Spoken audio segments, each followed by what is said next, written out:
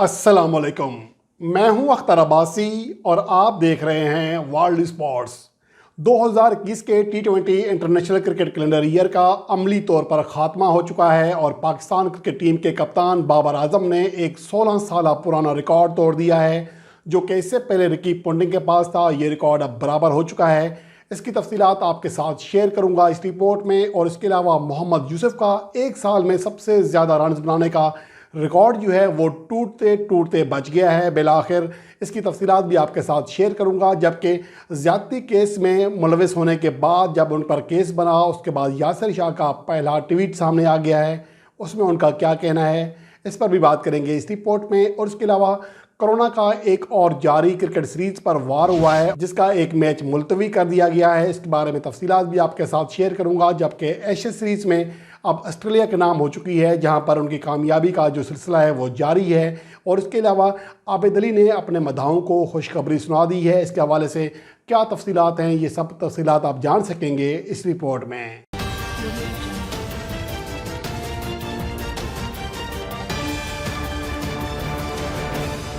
सबसे पहले बात करते हैं 2021 का साल पाकिस्तान टीम के लिए शानदार रहा। सबसे ज़्यादा 20 फतवात हासिल करने का रिकॉर्ड तोड़ा पाकिस्तान टीम ने, जो कि एक साल में दुनिया की किसी भी टीम की जानिब से हासिल करदा सबसे ज़्यादा फतवात हैं। इसके साथ साथ ये साल जो है पाकिस्तान के मोहम्मद रिजवान के लिए शानदार रहा, जिसकी तफसीलात आप जान चुके हैं कि कितने ज़्यादा 17-18 रिकॉर्ड बड़े तोड़े। और पाकिस्तानी कप्तान बाबर आजम, जो कि दूसरे टॉप स्कोरर रहे, अपने कैरियर का बेस्ट साल गुजारा। वो पहले अपने टी20 वर्ल्ड कप में सबसे ज़्यादा रन बनाने वाले दुनिया के बैट्समैन भी बने। इसके अलावा बहुत सारे एजाज़ात उनके नाम हुए।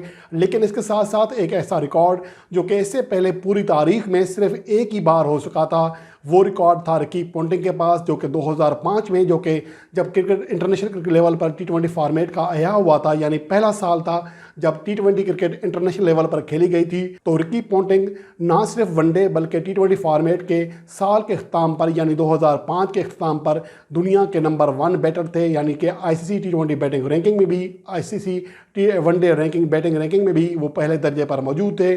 उसके बाद दुनिया का कोई भी बैट्समैन ये एजाज़ अपने नाम करने में कामयाब नहीं हो सका था। लेकिन अब 2021 में जाकर ये रिकॉर्ड तोड़ा है, 16 साल के बाद बराबर किया है बाबर आजम ने, जिसने ना सिर्फ 2021 का खात्मा दुनिया के नंबर 1 वनडे बैटर के तौर पर किया, बल्कि वो आईसीसी टी20 बैटिंग रैंकिंग में भी टॉप दर्जा पाने में कामयाब रहा। जब गुज़श्ता हफ्ते रैंकिंग जारी हुई थी तो उन्होंने डेविड मिलान से एक बार फिर अपनी पहली पोजीशन दोबारा छीन ली थी। और पाकिस्तान के जो विकेट कीपर और ओपनिंग बैट्समैन हैं मोहम्मद रिजवान, वो भी तीसरे नंबर पर आने में कामयाब हो गए थे। यूं बाबर आजम ने 16 साल बाद एक बड़ा एजाज़ रिकी पोंटिंग से बराबर कर लिया है और वो एशिया के ये कारनामा अंजाम देने वाले एशिया के पहले बैटर भी बन गए हैं।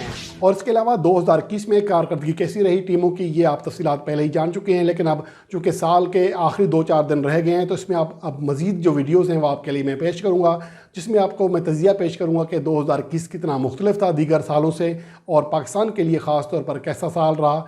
इसके हवाले से आने वाली वीडियोस में तफसीलात आपके साथ शेयर करूंगा। और इसके साथ साथ आपको बताऊं कि मोहम्मद यूसुफ का रिकॉर्ड, जो कि एक साल में सबसे ज़्यादा टेस्ट रन बनाने का रिकॉर्ड था, 2006 में कायम किया था, जब वो 1788 रन बनाने में कामयाब रहे थे, जिन्होंने वेस्ट इंडीज़ के वेव रिचर्ड का ये आलमी रिकॉर्ड तोड़ा था।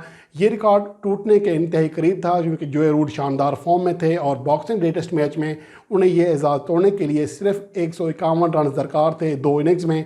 और वो पहली इनिंग्स में, जो कि जिसमें में शिकस्त खा चुका है इंग्लैंड, उसकी पहली इनिंग्स में वो 50 रन बनाने में कामयाब रहे थे। यानी अब दूसरे मैच में या दूसरी इनिंग्स में उन्हें 101 रन दरकार थे और कभी इम्कान था कि शायद वो ये रिकॉर्ड तोड़ देंगे मोहम्मद यूसुफ का, जो कि 2006 में कायम हुआ था। लेकिन दूसरी इनिंग्स में वो 28 रन बनाकर आउट हो गए, जिसकी वजह से वो ये एजाज़ अपने नाम करने में नाकाम रहे। अलबत्ता वो दुनिया के तीसरे ऐसे बैट्समैन ज़रूर बन गए जिन्हें एक साल में 1700 से ज़्यादा टेस्ट रन बनाने का एजाज़ हासिल हुआ। इससे कबल ये एजाज़ सिर्फ मोहम्मद यूसुफ और वेव रिचर्ड को हासिल था। मोहम्मद यूसुफ ने 2006 में 19 इनिंग्स में 1788 रन बनाए थे, 202 उनका बेस्ट स्कोर था, 99 की एवरेज, 9 सेंचुरियाँ और 3 फिफ्टियाँ बनाई थी। जबकि वेव रिचर्ड ने 1976 में 19 इनिंग्स खेलकर यानी मोहम्मद यूसुफ के आइन बराबर इनिंग्स खेलते हुए 1710 रन बनाए थे। उनकी 90 की एवरेज रही थी। 7 सेंचुरियाँ और 5 नेस्ट सेंचुरियाँ शामिल थी उसमें।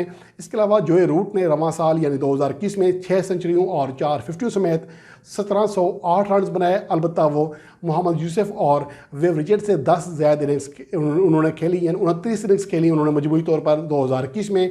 इस लिहाज से देखा जाए तो मोहम्मद यूसुफ और विव रिचर्ड की बैटिंग जोए रूट से काफ़ी बेहतर थी, क्योंकि उन्होंने इनसे ज़्यादा रन बनाए थे और 10 कम इनिंग्स खेली थी।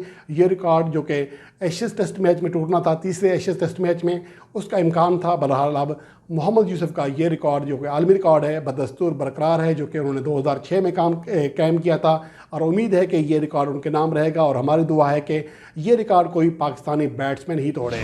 और इसके अलावा कोरोना का क्रिकेट पर वार जारी है। सौरव गंगुली जो कि भारतीय क्रिकेट बोर्ड के सदर हैं और भारतीय टीम के साबिक कप्तान हैं, उन्हें भी कोरोना हो गया है, जिसकी वजह से वो अस्पताल में दाखिल कर दिए गए हैं। इसके अलावा कोरोना ने एशेज़ सीरीज़ पर भी हमला किया है। 4 खिलाड़ियों के बारे में इतलात हैं कि उनका जो कोरोना टेस्ट है वो पॉजिटिव आ गया है। इसके अलावा अमेरिका और आयरलैंड के दरमियान जो अमेरिका में सीरीज़ थी, वनडे सीरीज़, उस पर भी वार किया है कोरोना ने, जिसकी वजह से पहला वनडे मैच जो कि आयरलैंड और अमेरिका के दरमियान खेला जाना था वो मुलतवी कर दिया गया है कम से कम 24 घंटे के लिए। जिसकी वजह ये है कि जो अंपायर और चंद ऑफिशियल्स के दर जो कोरोना टेस्ट हुए थे वो पॉजिटिव आ गए थे, जिसकी वजह से रैपिड टेस्ट किए गए तमाम खिलाड़ियों के और दीगर ऑफिशियल्स के।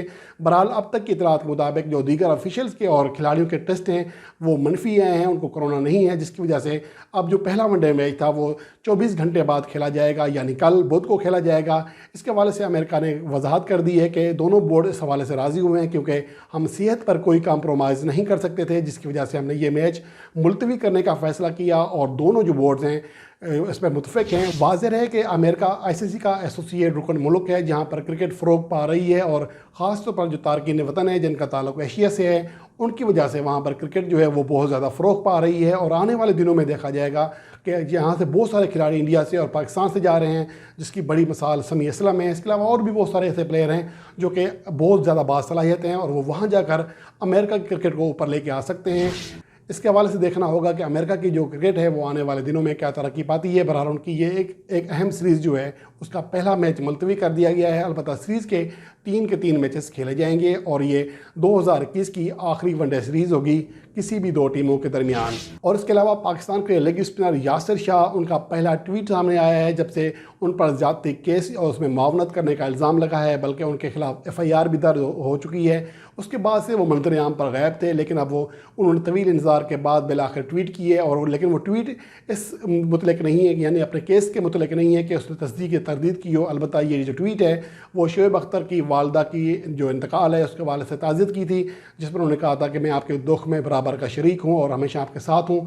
तो ये उनका कहना था। लेकिन ज़्यादती केस के हवाले से अभी तक यासिर शाह का कोई मौक़िफ़ सामने नहीं आया, और वो पाकिस्तान के सेंट्रल कंट्रैक्ट का हिस्सा हैं, और शायद इस वजह से पाकिस्तान क्रिकेट बोर्ड ने उनको मना किया हो कि इस तरह की कोई ट्वीट या कोई बयान सामने ना दें आकर मीडिया के सामने आकर।